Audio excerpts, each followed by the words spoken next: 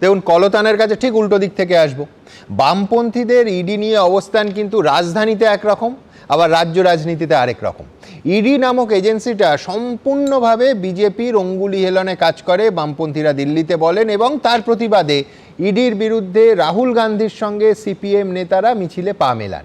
কিন্তু সেই রাজনৈতিক প্রতিহিংসার তত্ত্ব রাহুল গান্ধীর ওপর প্রযুক্ত হলেও এখন এখানে সিপিএমের মতে পশ্চিমবঙ্গে রাজনৈতিক প্রতিহিংসার কোনো ব্যাপার নেই, এখানে সেটিং আছে, এবং সেই সেটিং তৃণমূল আর বিজেপির মধ্যে।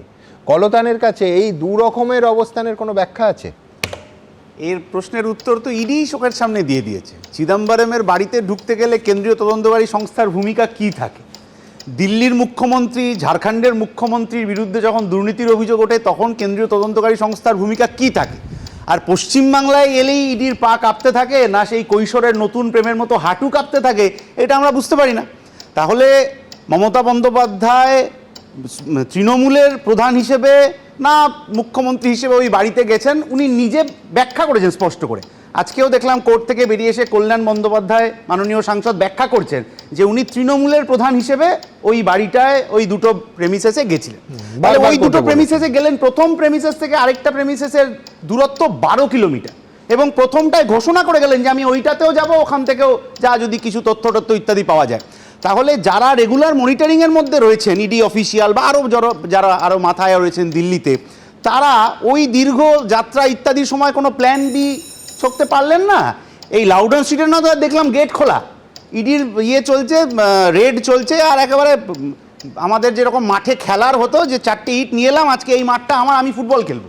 ইডির রেডের ক্ষেত্রেও তাই, গেট খোলা, সবাই যে যার মতো ঢুকে পড়ছে, বেরিয়ে পড়ছে, কাগজপত্র নিয়ে আসছে। ঘরের মধ্যে হাজারো ফাইল বোধহয় থাকবে, আমি জানি না, যেরকম সব অফিসে থাকে।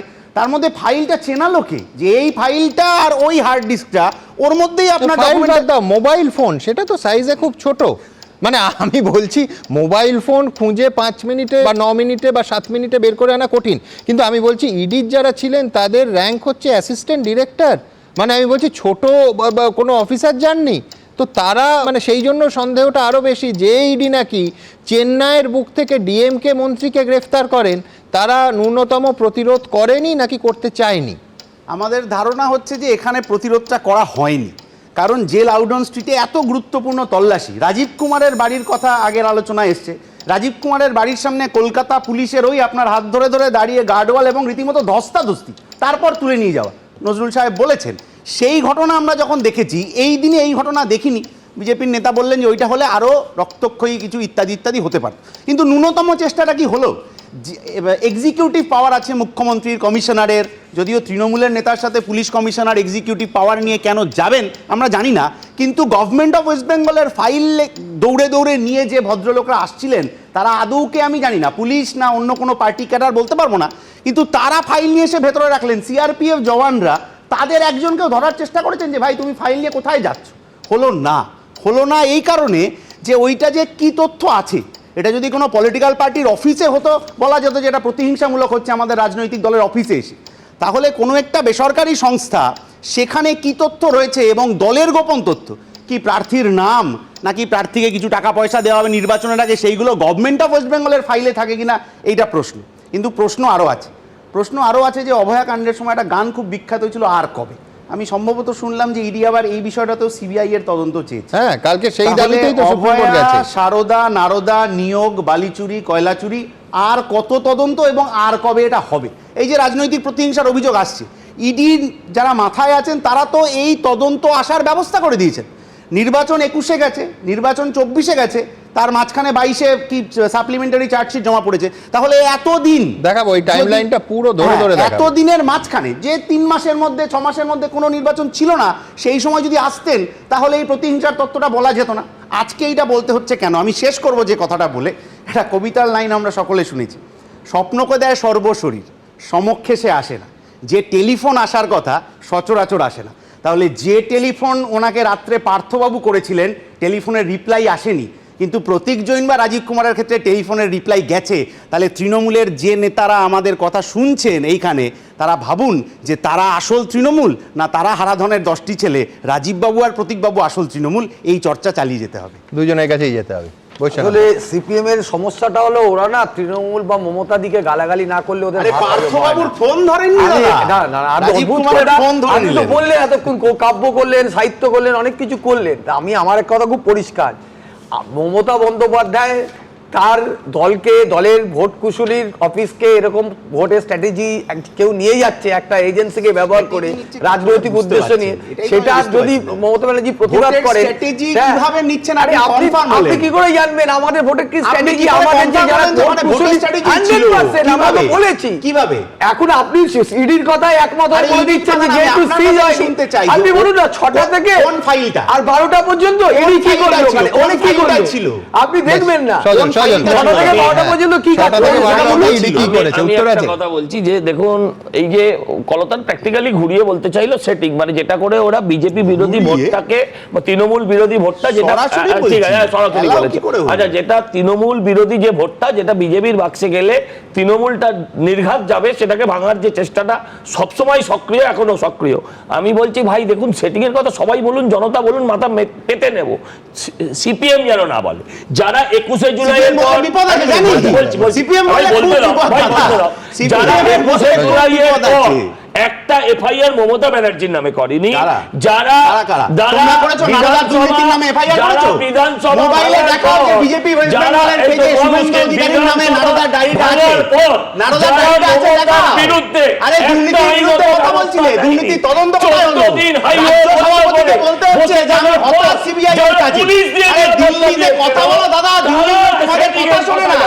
দিল্লির লোক তোমাদের বেশ, কথা শোনে না। বেশ, বেশ, বেশ, বেশ।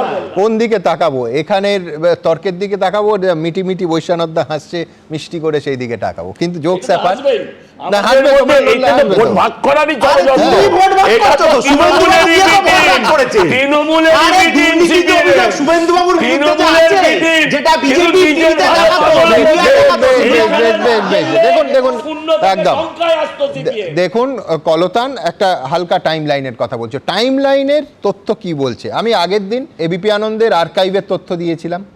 ইডি তাদের একাধিক পিটিশনে যে তথ্য দিচ্ছে বা সেইটা দেব। দেখুন, ইডির দেয়া তথ্য অনুযায়ী 21শে নভেম্বর 2020 সালে সিবিআই প্রথম কয়লা পাচার কাণ্ডে এফআইআর করে।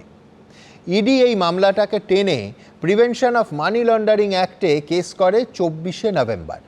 এরপর 13ই মে 2021 সালে ইডি প্রথমবার এই মামলায় চার্জশিট ফাইল করে। তারপর 29শে জুলাই 2022 সালে ইডি একটা সাপ্লিমেন্টারি চার্জশিট ফাইল করে। তারপর দীর্ঘ একটা গ্যাপ। তারপর পাক্কা 3.5 বছর পর ইডি রেড করেছে এই 8ই জানুয়ারি 2026। দেখুন, আমি এই তথ্যগুলো বলছি, এগুলো কিন্তু এবিপি আর্কাইভ থেকে বলছি না, এগুলো শুধুমাত্র ইডির দেয়া তথ্য তাদেরই নানা পিটিশানে। সুতরাং এই অভিযোগ তো উঠবেই যে 3.5 বছর ধরে ইডি কি ঘুমিয়েছিল? কোর্টে ইডির দেয়া বিভিন্ন হলফনামায় এই মাঝে 3.5 বছরে তারা কি তদন্ত করেছে, একটাও জিজ্ঞাসাবাদ করেছে কিনা, একজনকেও নোটিশ দিয়েছে কিনা, তা নিয়ে একটা শব্দও নেই। এই কারণে তৃণমূল বলতে পারছে যে রাজনৈতিক প্রতিহিংসা, আর কলতানরা সিপিএম বলতে পারছে যে সেটিং। বিশ্বনাথ চক্রবর্তী কি বলেন? মানে ভোট আসলে ইডির তৎপরতা বাড়ে। লাস্ট কয়েকটা বছর ধরেই আমরা দেখতে পাচ্ছি বিভিন্ন নির্বাচনের আগে ইডির তৎপরতা বাড়ে, সিবিআই তৎপরতা বাড়ে। আবার একই সাথে রাজ্যের বিরোধীদের বিরুদ্ধে একের পর এক মামলা সাজিয়ে রাখা হয় শুধু ভোটের আগের দিন রাত্রেবেলা তুলে নেওয়ার জন্য। ফলে এজেন্সি ব্যবহার কেন্দ্র বা রাজ্য দুটো, মানে কে মাস্টার কে ছাত্র তা নিয়ে আলোচনা চলতে পারে। কিন্তু সুমন্দা, একই সাথে আমি বলবো যে ইডি সেদিন তাদের যে মানে রেটটা তারা করছিলেন, মিনিমাম অপারেশন স্ট্যান্ডার্ডটা যদি ওনারা মেনটেন করতেন তাহলে মুখ্যমন্ত্রীর ওখানে ঢোকারই কথা ছিল না।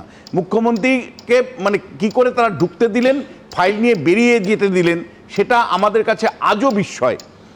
এর বাইরে কিন্তু আমি বেশ কয়েকটা কথা বলতে চাই। একটা হলো যে দেখুন, আজকে সারাদিন কলকাতা হাইকোর্টে মুখ্যমন্ত্রী চোর না ডাকাত না কি একের পর এক পুলিশকে, যখন আমি দেখছিলাম ইডির আইনজীবী সওয়াল করছেন, তিনি যখন মানে কোর্টে একের পর এক সওয়াল করছেন, তিনি যেভাবে মুখ্যমন্ত্রী এবং তার অফিসারদেরকে নিয়ে বলছেন যে ফাইল চুরি করা নিয়ে, ফাইল কেড়ে নেওয়া নিয়ে, আপনি ভাবতে পারেন আজ থেকে আপনি যখন সাংবাদিকতা শুরু করেছেন বা আমরা যখন এই বিশ্লেষণ শুরু করেছি, কোনো মুখ্যমন্ত্রীকে মানে ইয়েতে এজলাসে দাঁড়িয়ে তার নামে চুরি ডাকাতি, ফাইল চুরি করে নেওয়া, ফাইল স্ন্যাচ করে নেওয়া, এই ধরনের ল্যাঙ্গুয়েজগুলো যেটা আটার হচ্ছে, যেগুলো আলোচিত হচ্ছে, সেটা কি সত্যি কোনো সম্মানজনক?